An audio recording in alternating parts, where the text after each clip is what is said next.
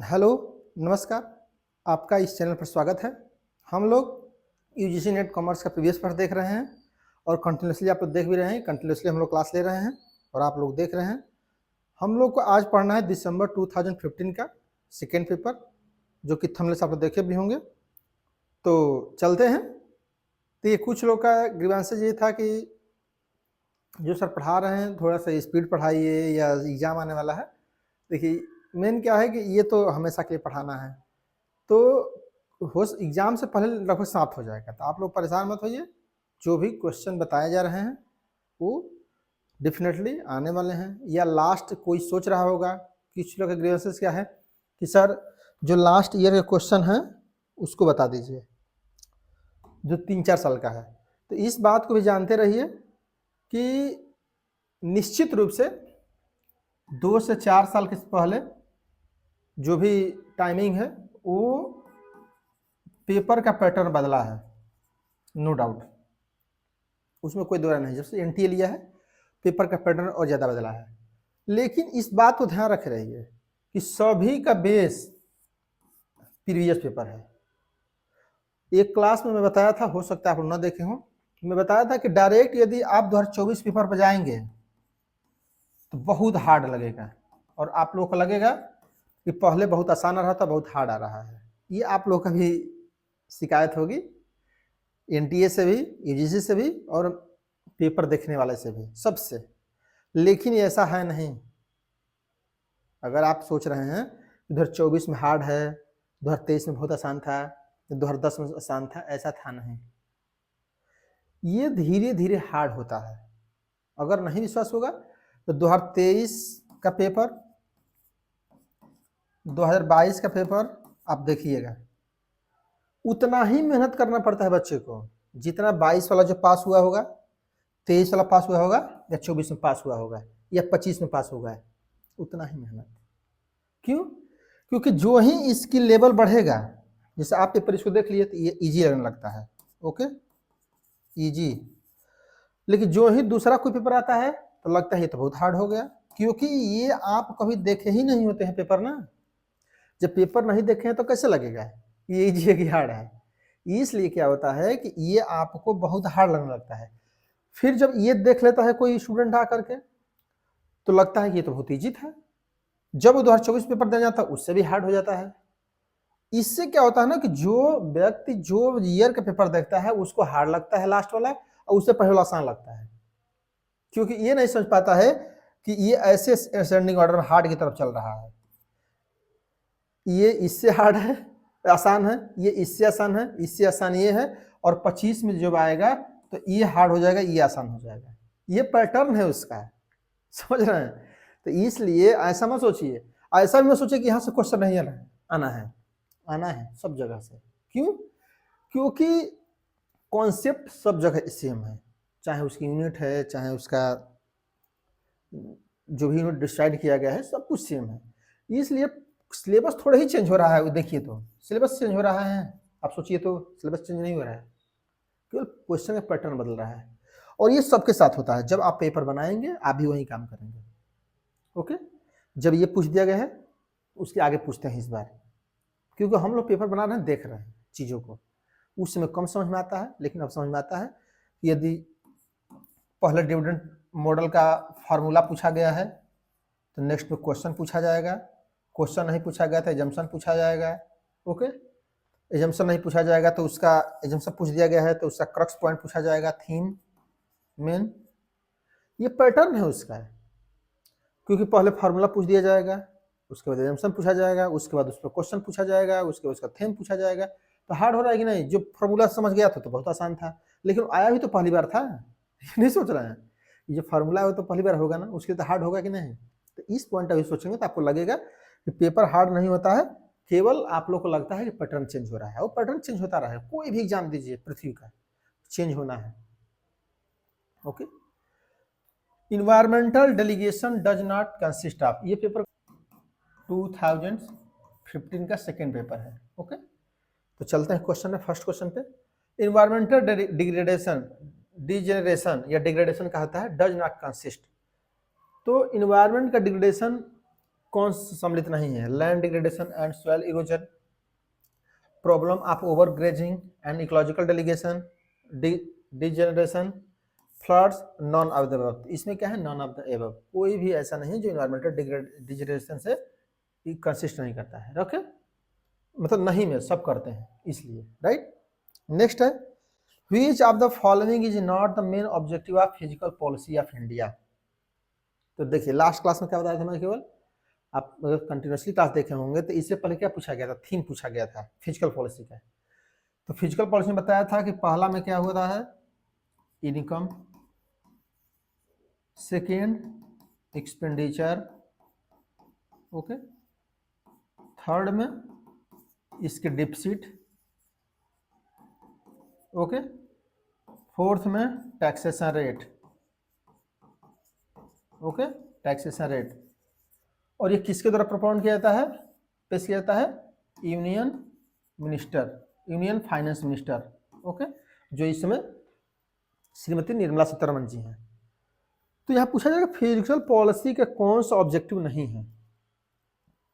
To increase liquidity in economy, to promote price stability प्रदान करना, to minimize the inequality in income and wealth, to promote employment opportunity, ये सब है। अवसर, रोजगार के अवसर प्रदान करना, इनइक्वालिटी जो असमानता है वेल्थ में और इनकम में उसको अपॉर्चुनिटी देना, प्रमोट प्राइस स्टेबिलिटी, प्राइस ज़्यादा से ज़्यादा स्टेबल रहे, कम फ्लक्चुएशन हो, ये सब चीज़ें होती हैं। लेकिन ये to increase liquidity in economy में नहीं है। क्यों?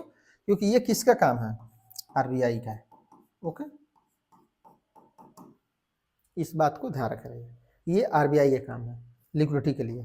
तो आरबीआई जब रहे तो उसको सही करना है, राइट। देखिए लिबरलाइजेशन मीन्स, कई बार मैं क्वेश्चन बता भी कि जो ये एलपीजी है, लिबरलाइजेशन, प्राइवेटाइजेशन, ग्लोबलाइजेशन, ये कब लागू हुआ था? 24 जुलाई 1991। मैं बताया था पीवी नरसिंह जी की प्रधानमंत्री थे, उस समय फाइनेंस मिनिस्टर थे डॉक्टर मनमोहन सिंह जी। उनके द्वारा ही ये प्रस्ताव लाया गया था जिस पर सब लोग फॉलो किए थे, और जो भी हमारी इकोनॉमी है उसी की इसी न्यू इंडस्ट्रियल पॉलिसी के अनुसार ऑपरेट होती है। ये भी मैं बताया था कि ये इंडस्ट्री के क्षेत्र में ऐसे समझिए कि फ्रीडम, आज़ादी का दिन है। ये जो डेट है आज़ादी का दिन है। जो आज प्राइवेट देख रहे हैं, अडानी हो, अंबानी हो, चाहे टाटा हो, चाहे कोई भी हो, ये सब इसी के दिन है, ओके। चाहे आज एप्पल फ़ोन देख रहे हैं, चाहे यहाँ जो भी कुछ देख रहे हैं, एप्पल फ़ोन है, डेल कंप्यूटर है, कुछ भी, ये सब इसी की देन है। क्यों देन है? क्योंकि तो एलपीजी क्यों लागू हुआ? उससे पहले क्या था ना, अब जैसे समझिए इसका फंडामेंटल कि गवर्नमेंट जानते हैं आज़ादी से निकली थी 1947 में हमारा देश। तो कोई पहले कोई भी व्यक्ति नहीं चाहता था कि कोई विदेशी आ करके हमारे पे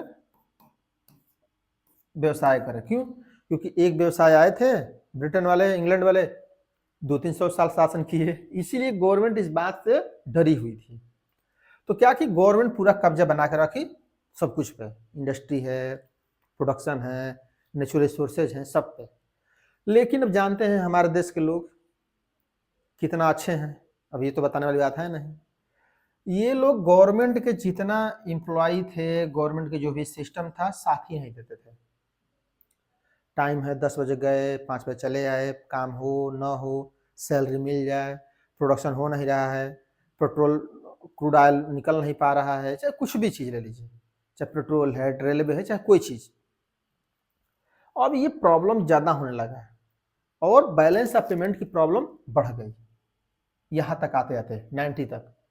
क्योंकि अब विदेश से कोई चीज़ मंगा रहे हैं, अनाज है, कुछ भी, विदेश से कोई पैसा आ नहीं रहा है क्योंकि आप इकोनॉमी को क्लोज करके बैठे हैं। क्योंकि आपको डर लग रहा है कि बाहर से व्यवसायी आएंगे तो फिर से क्या कहते हैं कि कॉलोनियल इकोनॉमी हो जाएगी, हमारी गुलामी में आ जाएंगे, इसलिए सब चीज़ कर नहीं पा रहे हैं आप।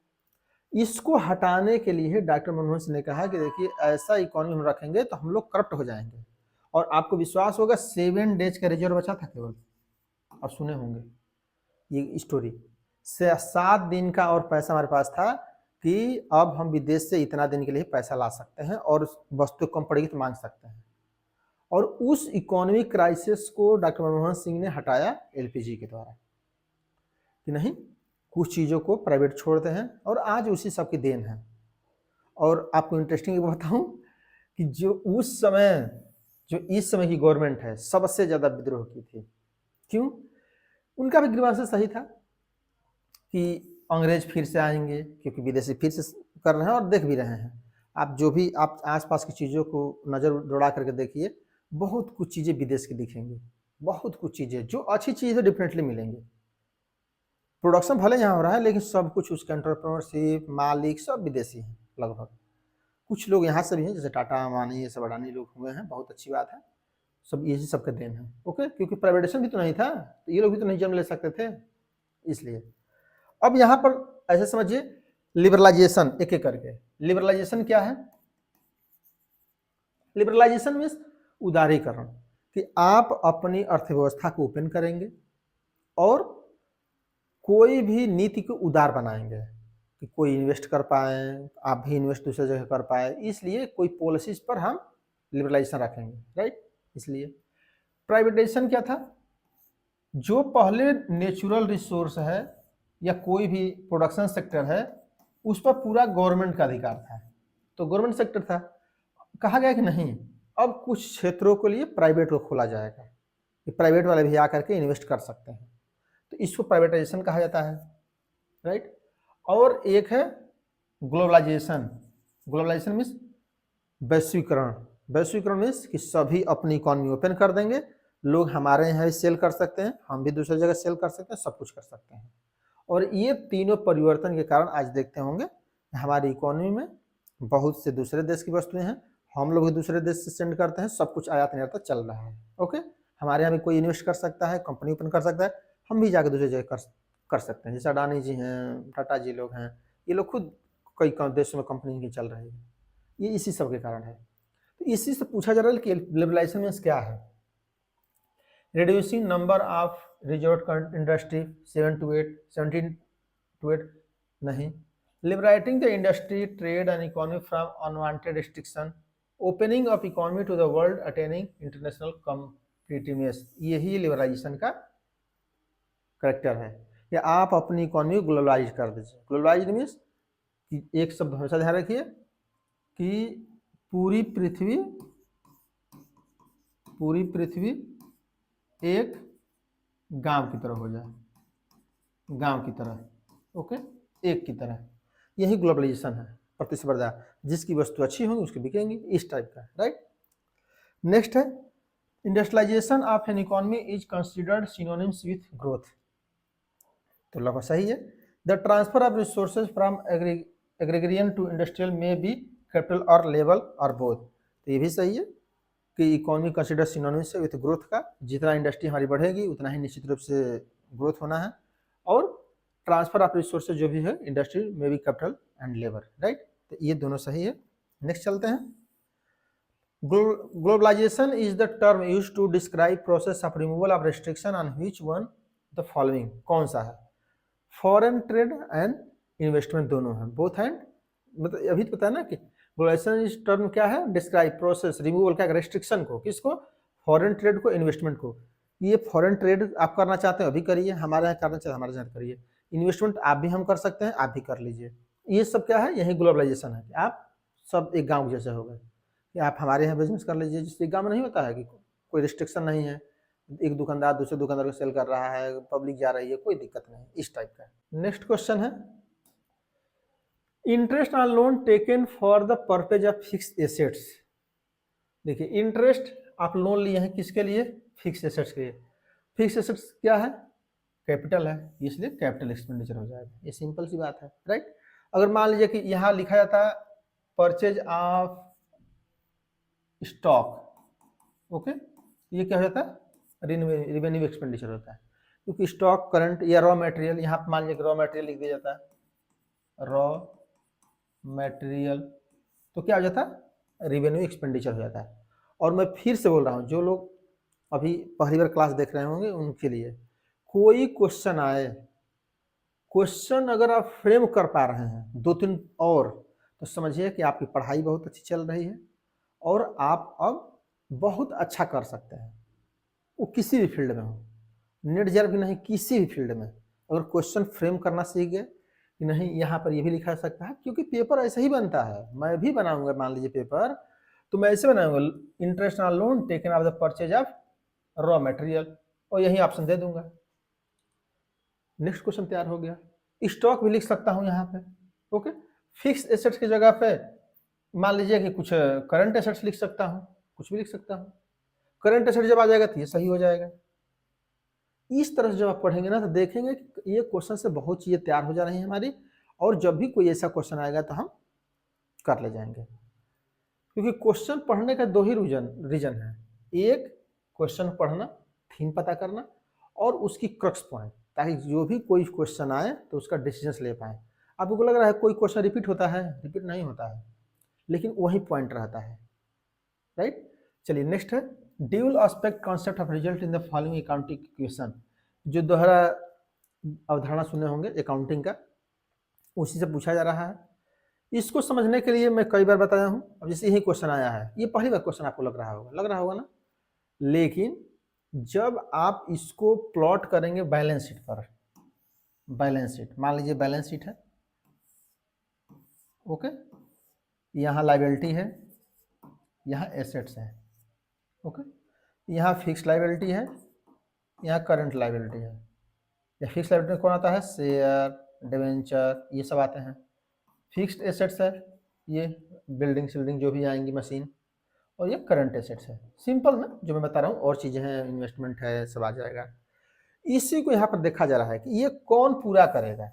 ये कई बार बताया हूँ, अगर सब क्लास देखे होंगे आप लोग, ये बताया हूँ कई बार, इससे फॉर्म बनाता हूँ।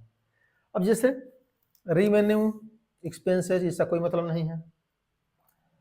कैपिटल प्रॉफिट एसेट्स एक्सपेंसेस, कोई इसका मतलब नहीं है, okay. Capital drawing owners equity, कोई मतलब नहीं है। अब देखिए यहाँ पर कैपिटल प्लस लायबिलिटी बराबर एसेट्स, तो यहाँ क्या था? शेयर, डिबेंचर, फिक्स लायबिलिटी क्या है? ये कैपिटल है कि नहीं है? ये लायबिलिटीज है और ये एसेट्स है। अब ये बताइए, अगर 10 रुपया ये हो करंट लायबिलिटीज और 20 रुपया ये हो, ये कितना हो गया? 30 हो गया ना। इसका मतलब कि 30 तो इस साइड भी होगा कि नहीं? क्योंकि बैलेंस जानते हैं इक्वल होती है, ऑलवेज इक्वल होती है। तो अब ये सोचिए दोनों को मिला करके ही ना एसेट्स हुआ है। अगर अब जैसे एसेट्स हुआ कि नहीं हुआ है? अब देखिए यही ऐसे समझिए, अब यही क्वेश्चन को आप देख लीजिए, डेफिनेटली मैं अभी बोल रहा हूँ, देखिएगा, मैं अभी जानता भी नहीं हूँ बहुत ज़्यादा कि पेपर में क्या हुआ, क्योंकि मैं 2016-17 के बाद मैं नहीं दिया हूँ, तो कोई पढ़ा भी नहीं हूँ। लेकिन आप देख लीजिएगा कभी क्या पूछा जाएगा, जैसे कैपिटल, ये आप लोग देखे होंगे तो जानते भी होंगे, capital minus assets equal to liability. मान लीजिए फिर आ जाए कैपिटल या sorry assets minus capital, okay, liability. इसका मतलब कि चाहे इसको इस साइड करिए, इसको इस साइड करिए, ऐसा ही पूछा सकता है। तो ये जब एक चीज याद रखेंगे तो आप देखेंगे कोई क्वेश्चन तैयार है, और देखिएगा नेक्स्ट कहीं ना कहीं आ जाएगा। क्यों? क्योंकि ये पता चल गया। क्योंकि देखिए ये पहली बार क्वेश्चन आया है ना, क्या उस समय हार्ड नहीं लग रहा होगा इसको? क्योंकि ये तो कोई सुना ही नहीं होगा कि अच्छा डॉलकॉम से भी आ सकता है क्या, इसलिए। लेकिन आज आपको आसान लग रहा है, क्यों लग रहा है? क्योंकि जब कभी कोई पढ़ाता होगा तो ये बता देता होगा, इसलिए आपको आसान लगता है। ये मेरे साथ हुआ है, मैं जान रहा हूँ, इसलिए बता रहा हूँ प्रैक्टिकली। जब क्वेश्चन आ गया होता है तो बता दिया जाता है उसको, तो आपको लगेगा अरे ये तो आसान लग रहा है, और जब नया में आ जाता है तो अरे तो इसका तो पढ़ा ही नहीं था कहीं। लेकिन ये कॉन्सेप्ट है, केवल इसको मान लीजिए कोई स्टूडेंट इसको सही करके आगे बढ़ जाए, उसका कोई मतलब है? मान लीजिए कि ये वाला आ जाए ऑप्शन, तो क्या करेंगे आप? ये सब जानते रहिए कि ऐसे भी क्वेश्चन बन सकता है, right.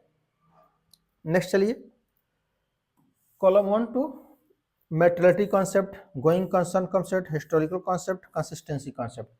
The same account method used by a firm one period to another period। ये क्या कंसिस्टेंसी है, संगतता है, कि जो इस साल प्रयोग कर रहे हैं डिप्रेशन से, मान लीजिए कि रूल 10%, अगले साल 10% करिए, राइट।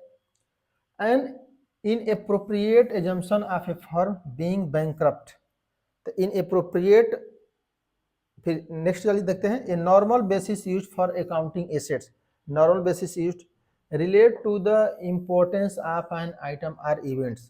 तो ये क्या है? मेटलर्टी कॉन्सेप्ट क्या है? Okay, used for accounting assets, तो यहाँ पर क्या हो जाएगा, ये इसका ये हो जाएगा थर्ड का, ओके, और ये सेकंड का सेकंड का हो जाएगा। तो ये आप ऐसे कर सकते हैं, राइट। चलिए नेक्स्ट क्वेश्चन है। Next, x limited has liquid ratio, देखिए लिक्विड रेशियो पहले यहाँ अंडरलाइन कीजिए, लिक्विड रेशियो पूछ रहा है, करंट रेशियो नहीं।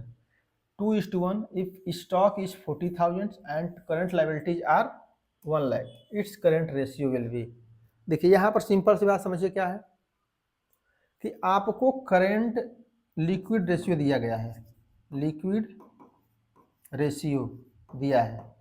लिक्विड रेशियो का फॉर्मूला क्या होता है, लिक्विड एसेट्स, जो यहाँ लिखा हो उसी को लिखना है, समझ रहे हैं। लिक्विड एसेट्स फार्मूला याद करने का मैं तरीका बता रहा हूँ, ये करेंट लाइबिलिटीज, ओके। जो लोग अगर मैनेजमेंट अकाउंटिंग का वीडियो मेरा देखे होंगे तो ये जब रेशियो पढ़ा रहा था बताया था, जिससे मान यहाँ पूछ दिया था करेंट रेशियो, तो यहाँ करंट लाइबिलिटी करंट एसेट्स लिख देते हैं, ओके। अगर यहाँ लिक्विड पूछा रहा है तो लिक्विड लिखेंगे, क्विक पूछेंगे तो क्विक एसेट्स लिखेंगे, जो लिखे करंट लाइबिलिटी लगभग इक्वल रहता है, ओके। यहाँ तक समझ गए। अब क्या करना, लिक्विड रेशियो दिया है 2:1, लिक्विड एसेट्स पूछा जा रहा है, लिक्विड एसेट्स ऐसे लिख दिए, करंट लाइबिलिटीज दिया है 1 लाख, दिया है ना, 1 लाख यहाँ पर लिख देंगे, ओके। अब इसे मल्टीप्लाई कर देंगे इससे, तो लिक्विड एसेट्स कितना आ जाएगा, 2 lakh, okay. Liquid asset 2 lakh आ गया। अब क्या है कि लिक्विड, अब करंट रेशियो पूछा जा रहा है, करंट रेशियो का फार्मूला क्या है, करंट रेशियो, करंट, अब इसको ऐसे इक्वल समझ लीजिए, current assets divide by current liabilities. मैं बताया ना करंट, देखिए तो करंट लिख दिया मैं ना, यही याद करने का तरीका है, लिक्विड तो लिक्विड, करंट तो करंट लाइबिलिटीज, ओके।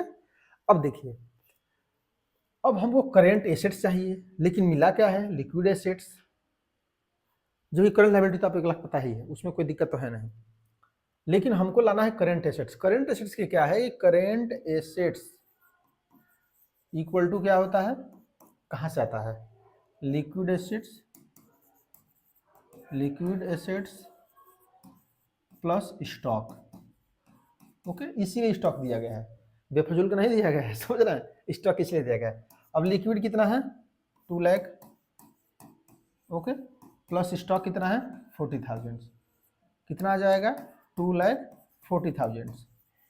अब देखिए इस पर प्लॉट कर दीजिए, 2,40,000, ओके। करंट लायबिलिटीज कितनी है, 1 लाख, दिया ही है 1 लाख, 1 लाख हो गया, कितना आ गया 2.40 प्रोपोर्शन ऑफ 1, ओके।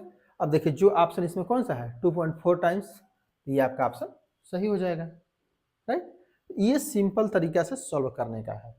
अब इसमें चीजें आ गई तो आप कैलकुलेट, अब जैसे मान लीजिए कि आपको दे दिया जाता है करंट लायबिलिटीज, करंट एसेट्स, तो भी कर सकते थे, ओके। तो इस तरह से आप क्वेश्चन को सॉल्व करेंगे। नेक्स्ट है comparison of the financial statement of the current year with the performance of previous years of the same.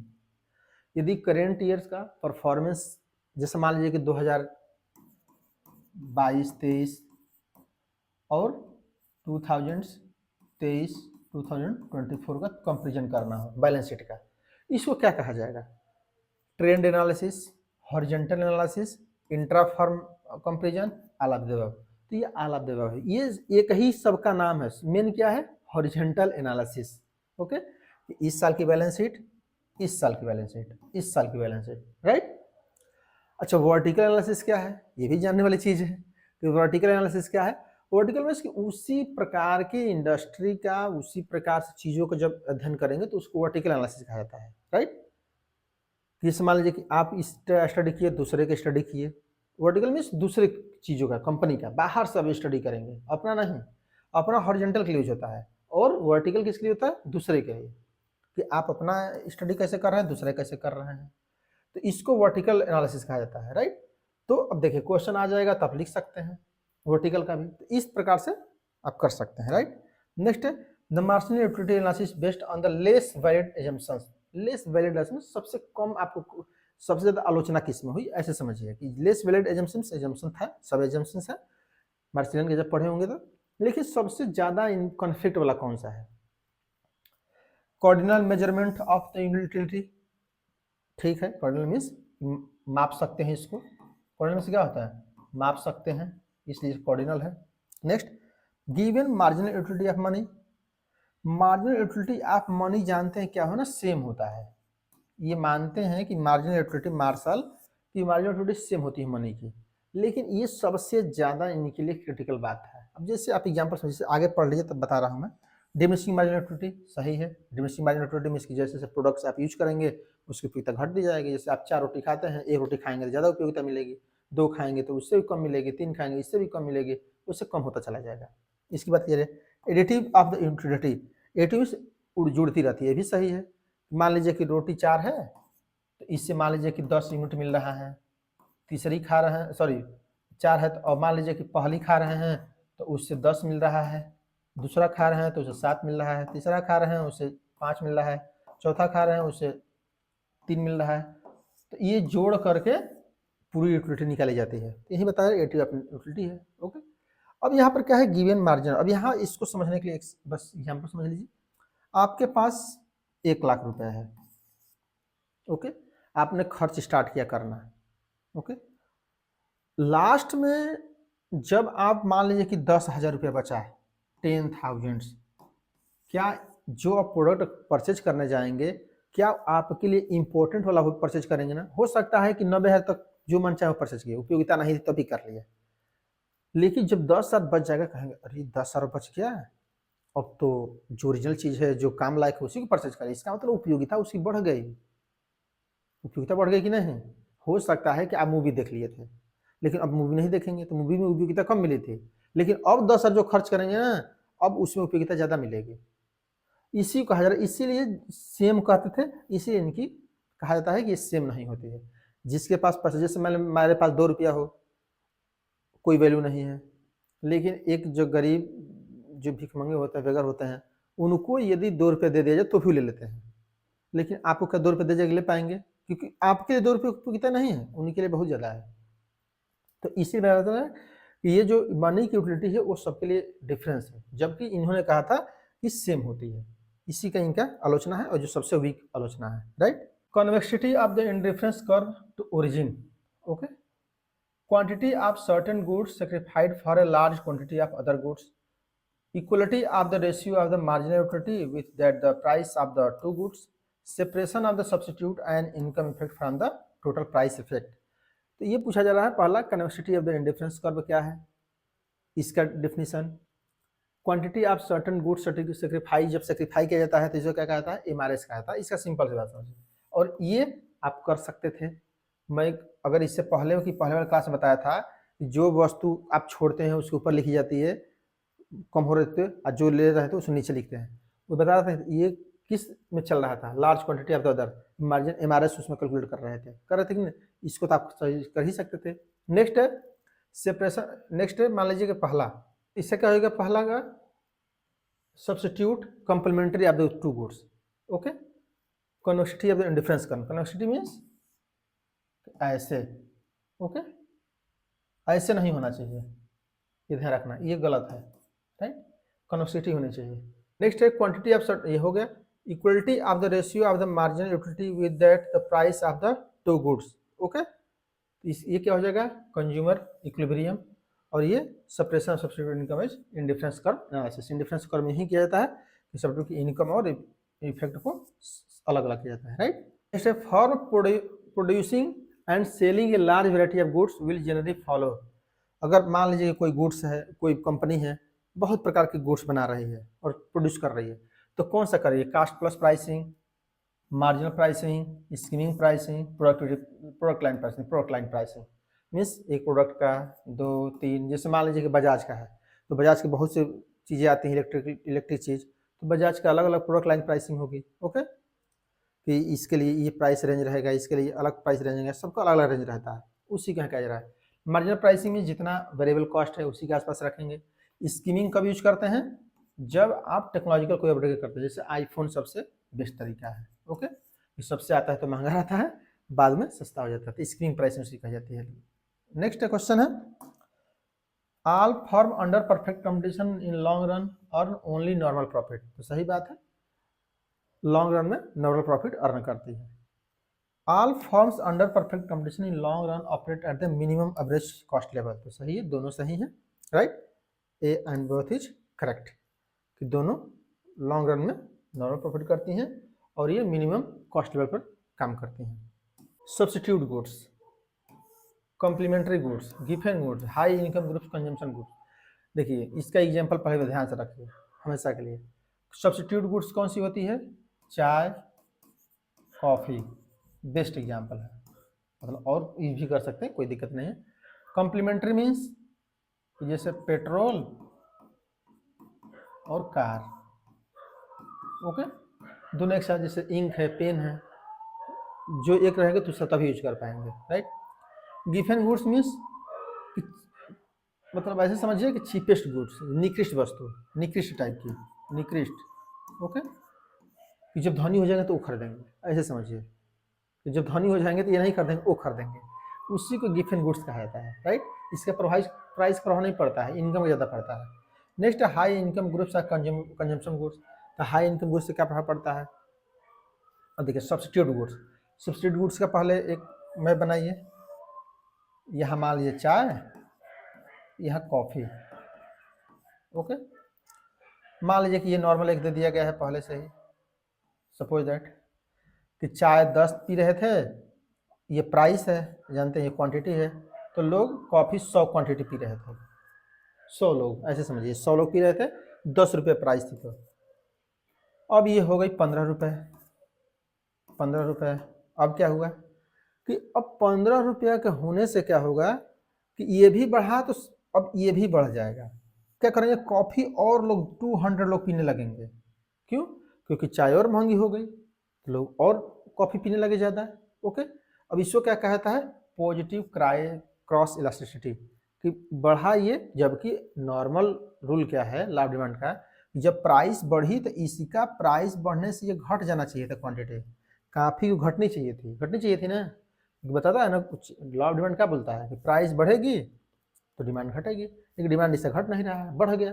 क्यों? क्योंकि महंगाई हो तो लोग और शिफ्ट हो गए, काफ़ी पे शिफ्ट हो गए, ये पॉजिटिव क्रॉस इलास्टिसिटी हो गई। अब क्या है? कॉम्प्लीमेंट्री गुड्स, पेट्रोल और कार। मान लीजिए यहाँ पर पेट्रोल ले लीजिए, ओके, यहाँ कार ले लीजिए, पेट्रोल की प्राइस बढ़ाइए तो कार की क्या होगा?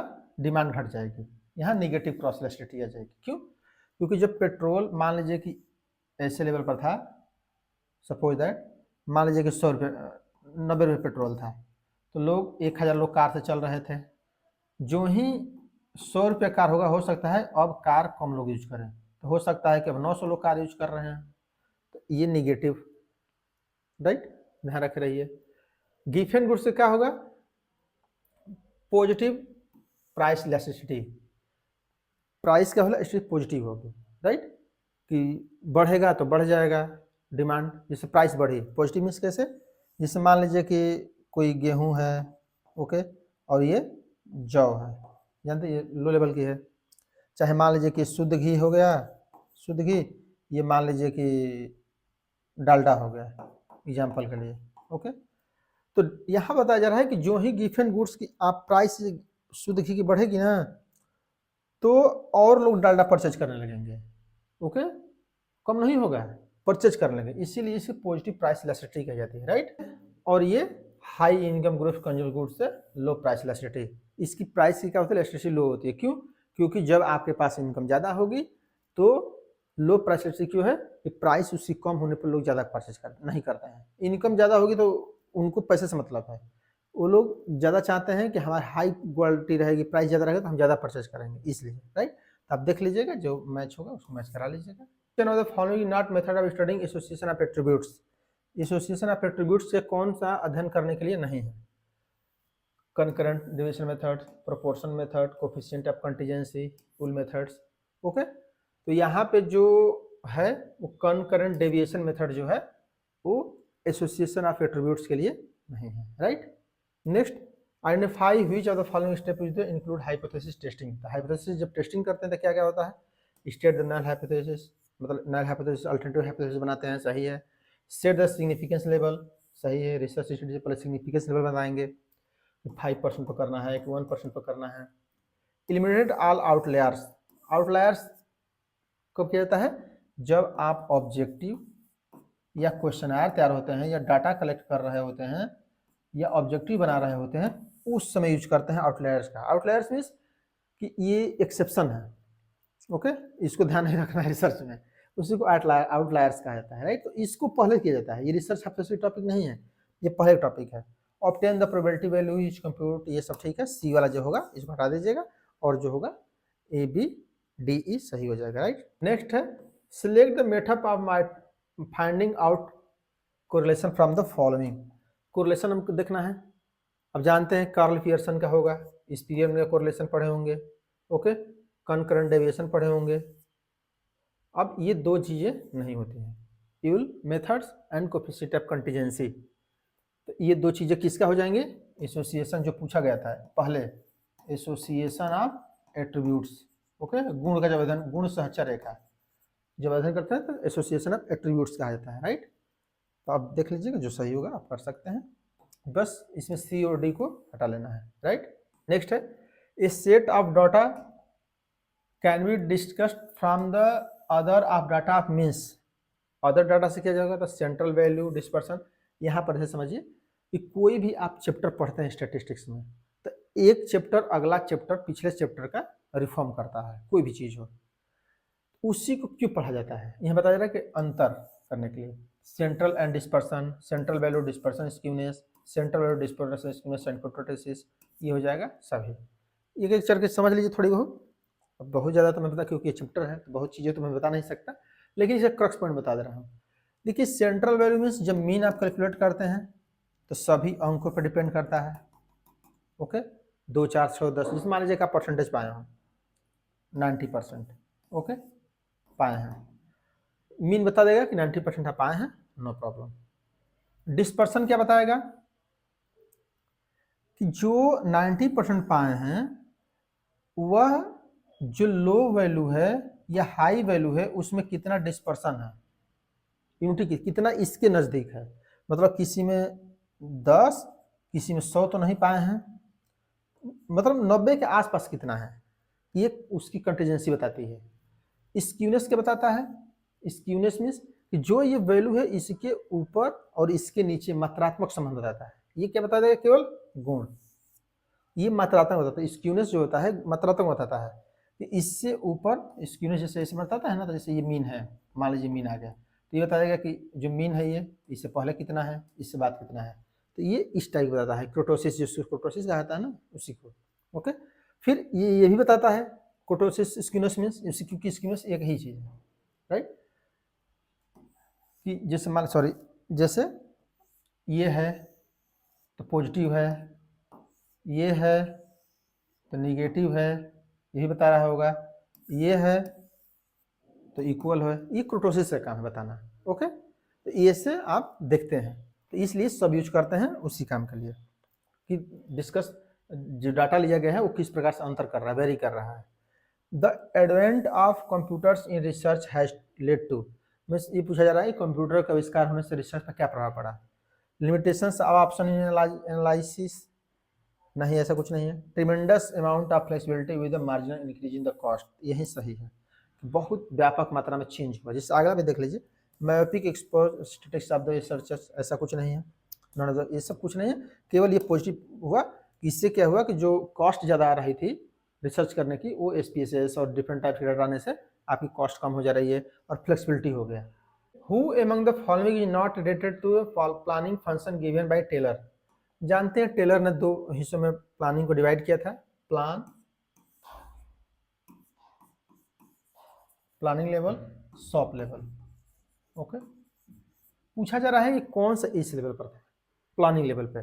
प्लानिंग लेवल पे route clerk, time and cost clerk और डिसिप्लिन, ये क्या होते हैं, यहाँ पर होता है route clerk, time and cost clerk, discipline, okay, और instruction card clerk, instructor card clerk. तो इसको बस ध्यान रखिएगा CC क्लर्क जितना होते हैं और डिसिप्लिन होते हैं ये प्लानिंग में आते हैं, ओके। और बॉस जितने होंगे, gang boss, repair boss, okay. और कौन बॉस होते हैं? Gang boss, repair boss, okay, gang boss, repair boss, speed boss, और जो ये है, जो ऑप्शन सही हो रहा है, इंस्पेक्टर, ये यहाँ आता है। अब देखिए क्वेश्चन आपको तैयार हो गया कितना, कि अगर आपसे पूछा जाए कि प्लानिंग लेवल में कौन कौन आते हैं, क्योंकि चार आएंगे, root clerk, time clerk, discipline, instructor, card clerk, okay.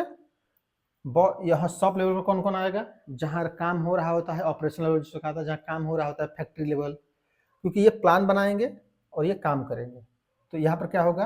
Gang boss होगा, गैंग का बॉस होगा एक, रिपेयर बॉस होगा, कोई मशीन खराब हो जाएगी तो देखेगा, स्पीड बॉस, स्पीड हमेशा देखता रहेगा कि जो टारगेट दिया गया है इनके द्वारा स्पीड ठीक चल रहा है कि नहीं, प्रोडक्शन हो पाएगा कि नहीं, और इंस्पेक्टर हमेशा उसको निरीक्षण करता रहेगा, राइट। तो वो शॉप लेवल पर होता है जहाँ काम हो रहा होता है। और ये कौन होता है? ऑफिस में, ऐसे समझिए ये ऑफिस वाले हैं, ये ऑफिस में बैठे रहेंगे और देखते रहेंगे, ओके।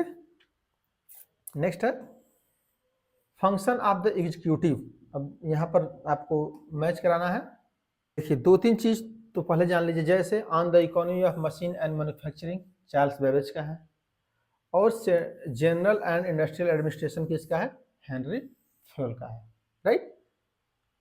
नेक्स्ट अब जिससे मान लीजिए कि डी सेकंड का हो गया, ओके, और बी फर्स्ट का, थर्ड, और सी का fourth. The classical organization theory treats organization as an, क्या है? Open, closed, technical, macro.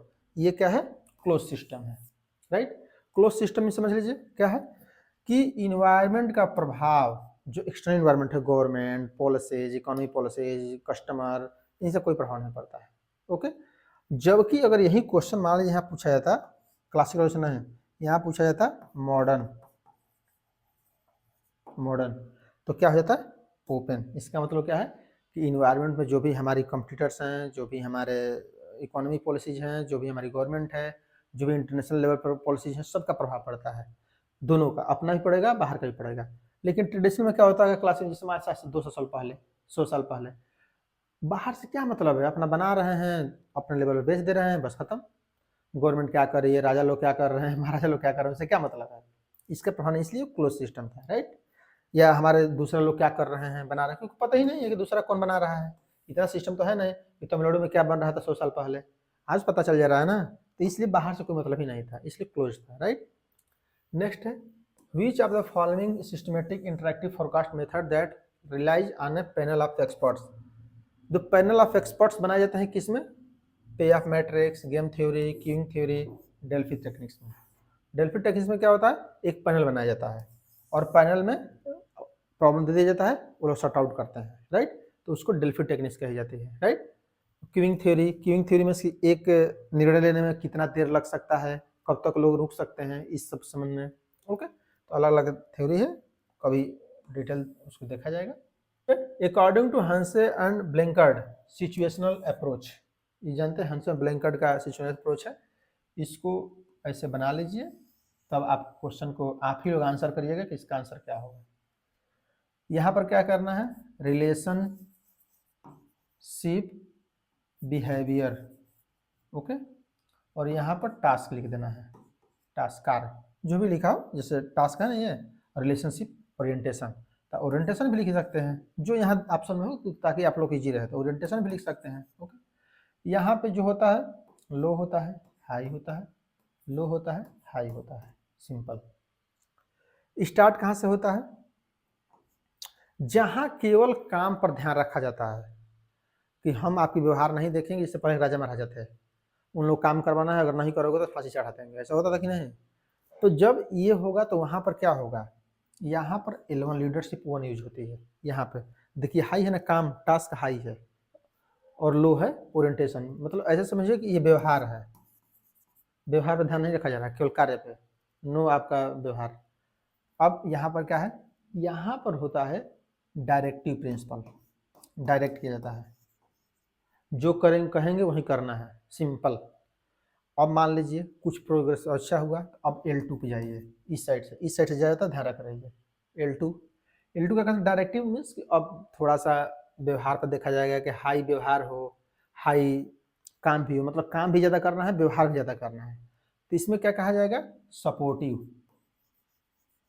ये सपोर्टिव है, सपोर्ट करता है, जो राजा होता है सपोर्ट करता है। चलिए ठीक है, काम भी करिए, आपका व्यवहार भी देखेंगे। ओके, आप जो कहेंगे हम मान लेंगे, लेकिन आप काम जरूर करिए दोनों काम पे, मतलब व्यवहार भी ठीक है, काम भी ठीक है, दोनों जगह। तो सपोर्टिव लेवल हो गया लीडरशिप।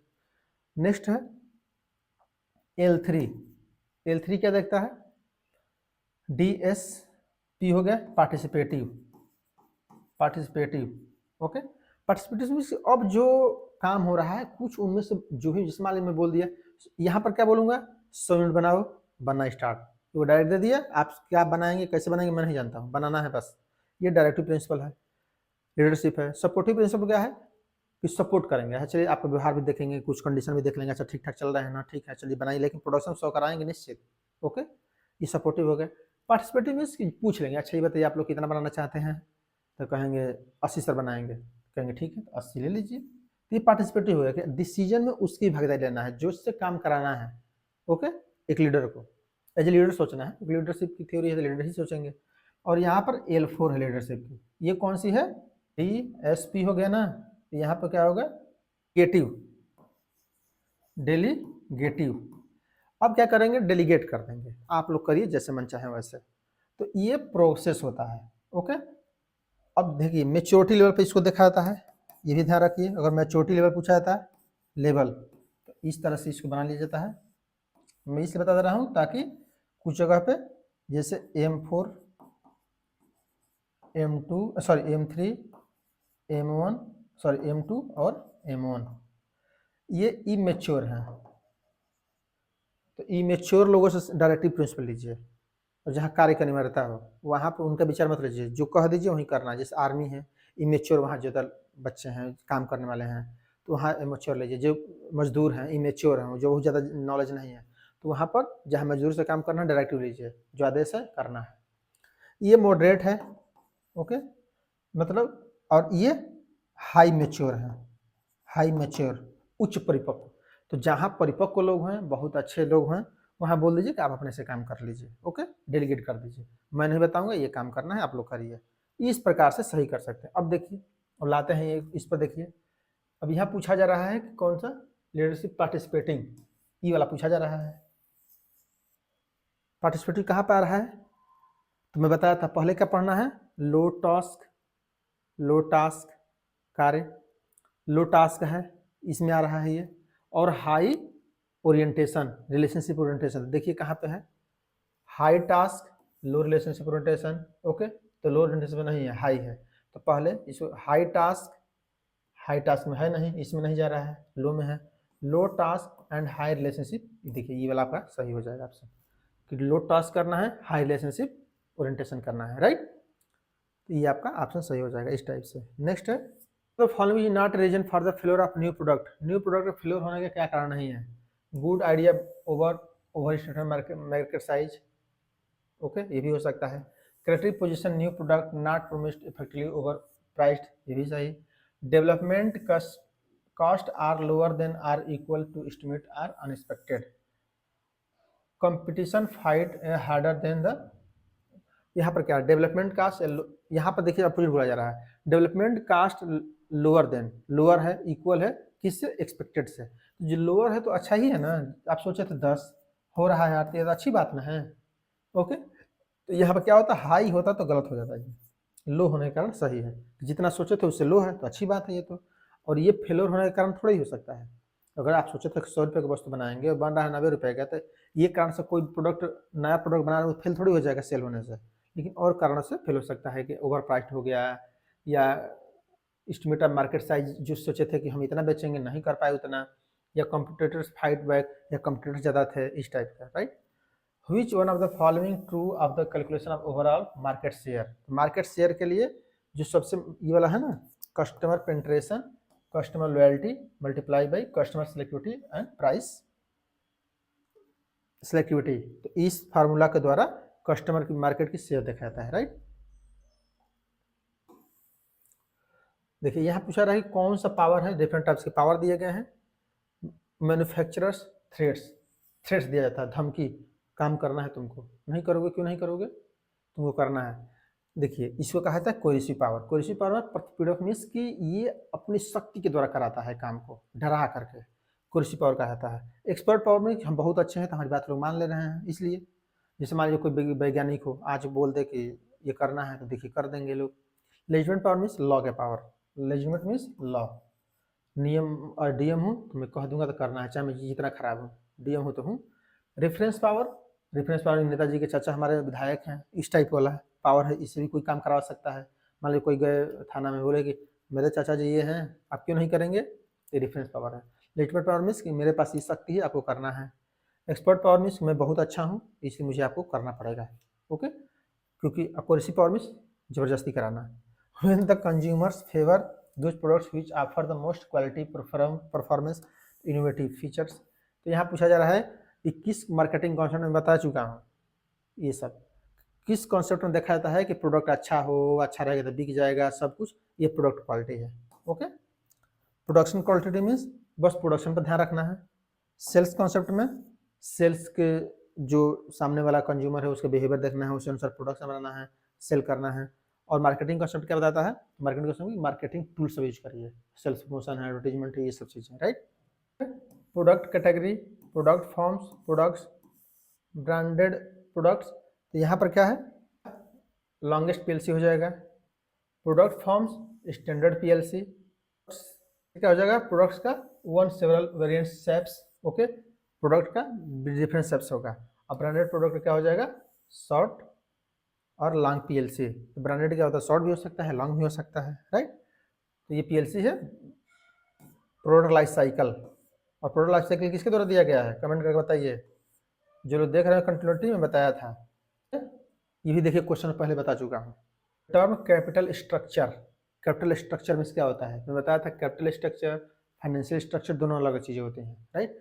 तो कैपिटल स्ट्रक्चर में क्या क्या देखा था, share capital, reserve, long term डेब्ट, share capital, long term, short term, set कर लॉन्ग टर्म, ये है शेयर टर्म, ये वाला है, राइट, लॉन्ग टर्म दिखाता है। और फाइनेंशियल स्ट्रक्चर में क्या दिखाता है, डेप्ट वाली चीजें, ओके, शेयर कैपिटल क्या है, लॉन्ग टर्म डेप्ट क्या है, ये सब वाली चीजें, ओके। हालांकि प्रीफरेंस दिखाता है तो इसलिए इसमें क्वेश्चन है, जैसे शेयर कैपिटल क्या है, लॉन्ग टर्म डेप्ट क्या है, प्रीफरेंस शेयर कैपिटल क्या है, ये सब दिखी जाती है कैपिटल स्ट्रक्चर में, राइट। नेक्स्ट है, एक कंपनी 10% परपिचुअल डेप्ट 1 lakh, 5% premium, if tax rate 30%, then the cost of डेप्ट क्या होगा। देखिए यहाँ पर परपिचुअल है तो सिंपल से देखिए क्या लिखा जाता है, डिविडेंड दिया जाता है, कॉस्ट ऑफ प्रेफरेंस शेयर, तो dividend divide by net proceed. Net proceed means क्या होता है, जितना पैसा रियल में आपको मिलेगा। डिविडेंड कितना लगेगा, 1 लाख का है, 10% के अनुसार तो 10,000। नेट प्रोसीड कितना है, नेट प्रोसीड में जब शेयर इशू कर रहे हैं तो कितना मिल रहा है, तो 5% प्रीमियम मिल रहा है, 1 लाख प्लस 5% प्रीमियम, तो कितना हो जाएगा, 1,05,000। अब इसको क्या करिए 100 से, तो इससे क्या हो जाएगा, percentage cost of preference share आ जाएगा। ये कितना आ रहा है, 9.52, राइट। अब इसको क्या करना है, 1 माइनस ये है 0.30 से मल्टीप्लाई कर देना है, राइट, इससे 9.52 से। तो आप मल्टीप्लाई करिए, क्यों कर रहे हैं इसको बता दे रहे हैं लॉजिक, ये जितना परसेंटेज हो 1 माइनस से कर दिया जाता है, राइट। तो 9.52 मल्टीप्लाई बाई 0.70, इससे आप करेंगे तो कितना आ जाएगा, 6.66%, राइट, ये आ जाएगा।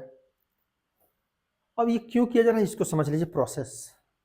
ये डिविडेंड क्यों लिख रहे हैं, क्योंकि डिविडेंड की कॉस्ट है इसलिए डिविडेंड लिख रहे हैं। नेट प्रोसीड मींस कितना शेयर का इशू करते समय पैसा मिला है, मिला कितना, 1 लाख रुपए प्लस 5% प्रीमियम, प्रीमियम जानते प्रीमियम पे इशू रहा है तो 5% प्रीमियम लगे तो 1,05,000 हो गया, परसेंट निकालते 9.52। तो रियल में कॉस्ट यही है, रियल में कॉस्ट यही है, लेकिन ये कॉस्ट कौन सी है, अगर आपसे क्वेश्चन पूछा था इसके आगे preference cost of before tax, before tax, tax से पहले कॉस्ट बताइए, कास्ट ऑफ प्रेफरेंस शेयर कब बताइए, टैक्स से पहले, तो ये ऑप्शन सही होता है। अब पूछा जाएगा टैक्स के बाद बताइए, अब हालांकि टैक्स के बाद क्यों बताइए, क्योंकि मान लीजिए कि आप 10,000 इंटरेस्ट दिए किसी को, 10,000 इंटरेस्ट देते हैं ना, तो जैसे मान लीजिए कि आपका 10 लाख का प्रॉफिट था, 10,000 इंटरेस्ट दे दिए, तो आप 9,90,000, अब क्या होगा, टैक्स इतने पे दिए होंगे, 10 लाख प्रॉफिट हुआ, टैक्स दिए होंगे ना 10 लाख पे, अब आपको बचा 9,90,000, 10 लाख 10 साल पर पहले टैक्स दे चुके हैं, तो 10 साल का रिलीफ मिलता है इनकम टैक्स में। उसी टैक्स की बात करिए कि 10% उसको घटा दीजिए, क्योंकि कॉस्ट आपकी कम आ गई ना, क्योंकि 10 साल तो आपको गवर्नमेंट फिर दे ही दे रही है कि अच्छा टैक्स दिए थे ले लीजिए फिर हमसे, इसीलिए यहाँ पे उतना परसेंटेज के अनुसार घटाया जा रहा है, राइट। इसलिए यहाँ पे 0.70 से किया जा रहा है और इसकी वैल्यू इतनी आ जा रही है। इसका मतलब क्या है कि जो डेब्ट आप लेते हैं कोई भी लोन, तो लोन पर इंटरेस्ट फ्री हो जाता है, इसलिए इंटरेस्ट यहाँ पे फ्री किया जा रहा है, टैक्स फ्री हो जाता है इंटरेस्ट, तो इंटरेस्ट जितना लिया टैक्स फ्री हो गया, इसलिए 30%, राइट। चलिए next, dividend is a not relevant of question, dividend is a not relevant determine the value of the company, कौन वैल्यू ऑफ द कंपनी को डिटरमाइन करते समय डिविडेंड मेजर रोल नहीं बताया। अब ये क्वेश्चन जो नहीं बताएगा, आप सोच रहे हैं इसका मतलब प्रीवियस बार पढ़ ही नहीं रहा है कोई चीज़। ये कौन सा है, मोदिग्लानियन मिलर अप्रोच में बताया था। अब यहीं आ जाता है नॉट रिलीवेंट, तो वाल्टर और सॉरी गॉर्डन दोनों हो जाते हैं, ये और ये, क्योंकि यही तीन लोग हैं, ये तो इसमें है ही नहीं। ओके, यही तीन अप्रोच चलता है जो आगे कभी हम लोग पढ़ेंगे। द फार्मूला Q/2 क्या है, ये कैरिंग कॉस्ट का फार्मूला है, राइट, तो ये कैरिंग कॉस्ट हो जाएगी, कैरिंग कॉस्ट, राइट।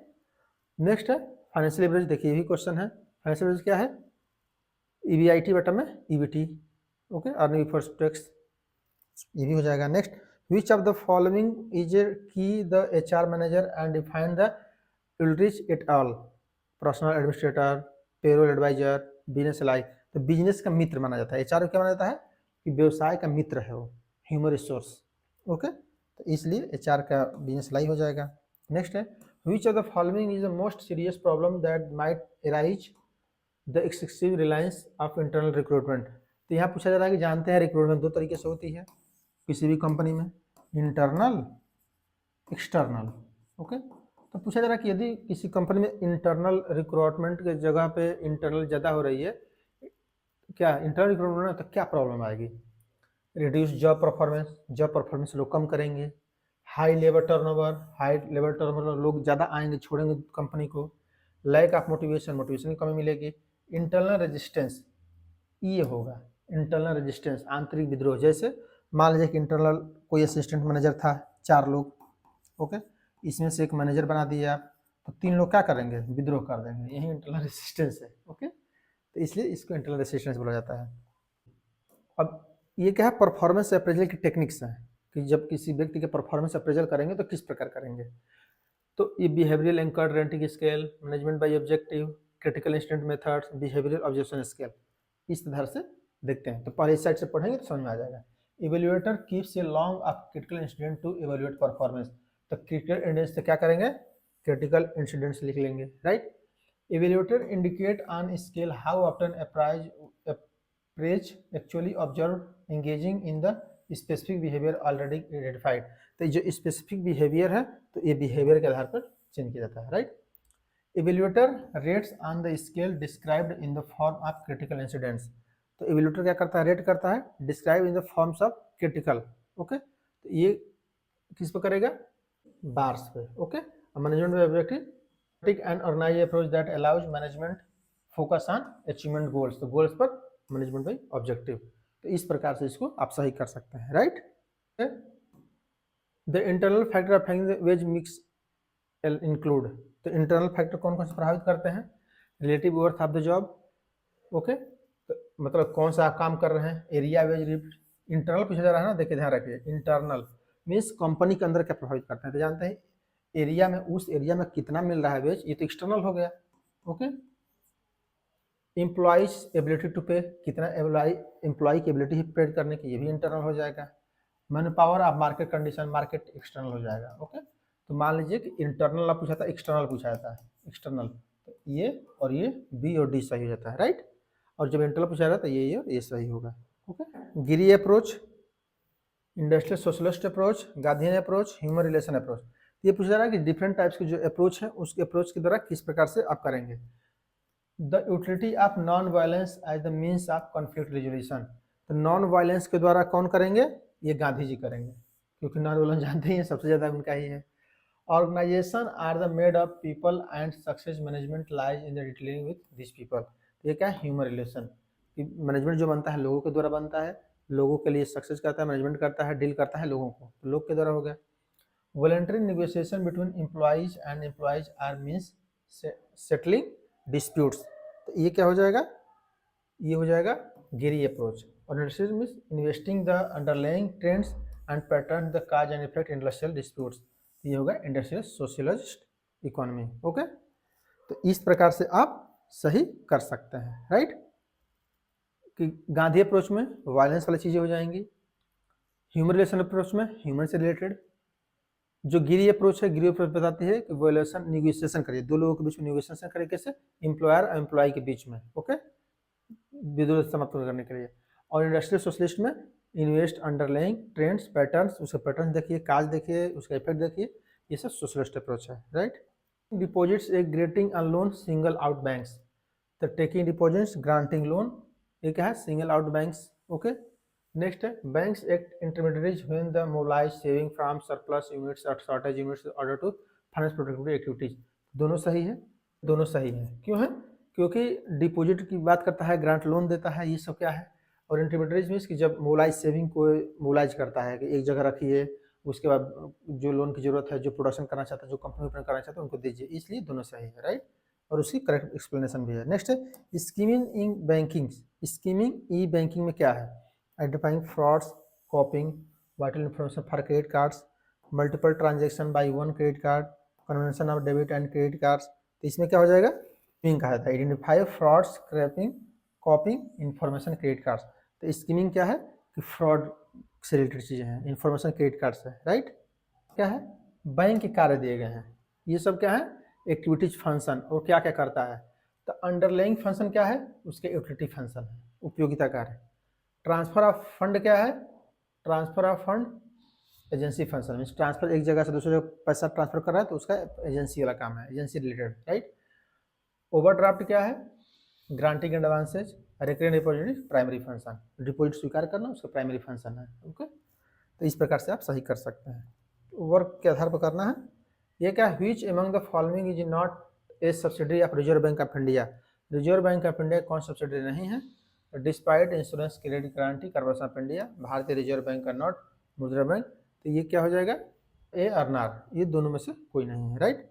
नेक्स्ट है which among the following is not associated with NABARD. NABARD से कौन एसोसिएटेड नहीं है, नॉन ऑफ द एबव, इससे भी एसोसिएटेड नहीं है, राइट। तो देख सकते हैं इसको, ये सब फैक्चुअल है, इसमें बहुत ज़्यादा कुछ बताने वाली चीज़ है नहीं। Companies with low cash reserve normally, means यहाँ पूछा जा रहा है कि जिसके पास पैसा कंपनी के पास कम है तो क्या करेगी, normally preference licensing mode rather than the foreign direct investment. तो एफडीआई नहीं लेती है, विदेश से इन्वेस्ट नहीं स्वीकार करती है, वो क्या करती है, लाइसेंसिंग से पैसा इकट्ठा करती है, राइट। ये लाइसेंस दे देती है जिसके पास कम पैसा है। अब जिसके पास पैसा ज़्यादा है वो क्या करती है, एफडीआई कर देती है, फॉरेन डायरेक्ट इन्वेस्ट, जाकर दूसरी जगह ले लेगी। जैसे मान लीजिए कि विदेश में कोई कंपनी चल रही है, कारी कंपनी, आपके पास पैसा नहीं है तो कोई दिक्कत नहीं है, लाइसेंस दे देंगे, चलिए हमारा प्रोडक्शन करिए। अगर पैसा तो जाके वहीं इन्वेस्ट कर देंगे, तो चलो इन्वेस्ट ही कर देते हैं, इसी की बात की जा रही है। तो इसलिए ये दोनों सही हो जाता है, राइट। सिंपल सी बात है, आपके पास पैसा है तो जाके कंपनी में लगा देंगे, डायरेक्ट इन्वेस्ट कर देंगे, नहीं है तो लाइसेंस दे देंगे कि लीजिए लाइसेंस ले लीजिए, कम से कम हमारा ही काम करिए, ओके, इस टाइप का। लाइसेंस नहीं होता अपना काम कराएंगे। Following is not a feature of business process outsourcing. Business outsourcing के क्या फीचर्स नहीं है, it enable executive to concentrate on strategy in improves process and saves money, it degrees organization capabilities, none of the above. तो यहाँ पूछा जा रहा है कि कौन सा बिजनेस प्रोसेस आउटसोर्सिंग नहीं है, राइट। यहाँ पर क्या हो जाएगा लास्ट में, इट डिक्रीज ऑर्गेनाइजेशन कैपेबिलिटीज। तो आउटसोर्सिंग की डिक्रीज नहीं होती है, आउटसोर्सिंग मीन्स कि कोई काम दूसरे को दे देना। देखिए इससे पहले मैं बताया था ना, देखिए ऑर्गेनाइज आउटसोर्सिंग इससे पहले में आया था, देखिए अब आगे आउटसोर्सिंग के क्या होता है। तो आउटसोर्सिंग से क्या हो गया, डिक्रीज नहीं होता और सब ठीक है। एग्जीक्यूटिव कंसल्टेंट करते हैं स्ट्रेटजी पे, सेल्स मनी करते हैं, नन तो मान लीजिए है ये, लेकिन यहाँ इंक्रीज होता तो सही है, इससे क्या होता है ऑर्गेनाइजेशन कैपेबिलिटी इंक्रीज होती है।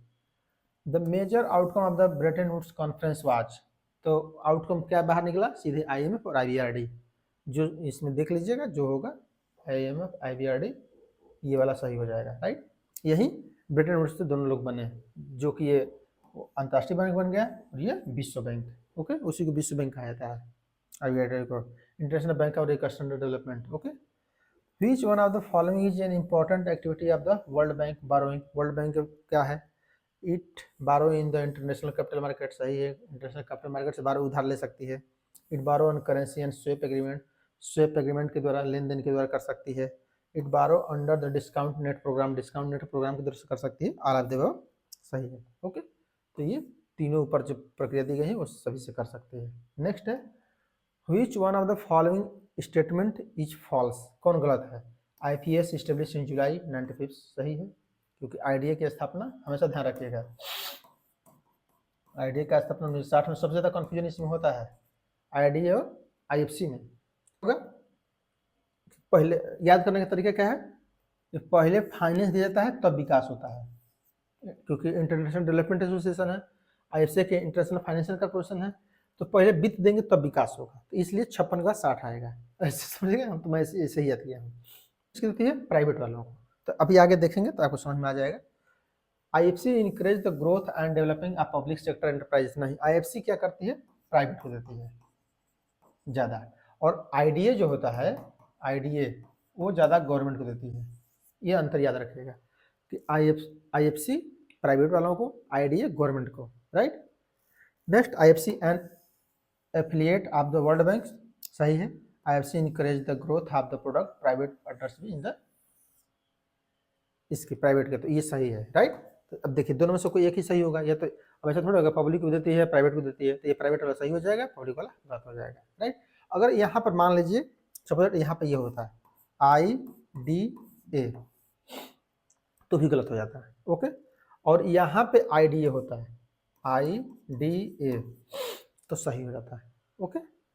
तो इसको थोड़ा सा ध्यान रखे रहिएगा, तो आपको चीज़ें समझने में ईजी होंगी। तो यहाँ तक क्लास को समाप्त करते हैं। आशा है ये 2015 का क्वेश्चन आपको पसंद आया होगा, देखे होंगे, कुछ नॉलेज की इन्वेस्टमेंट भी होगा। तो यहाँ तक क्लास को समाप्त करते हैं। Thank you for watching. जय हिंद, जय भारत।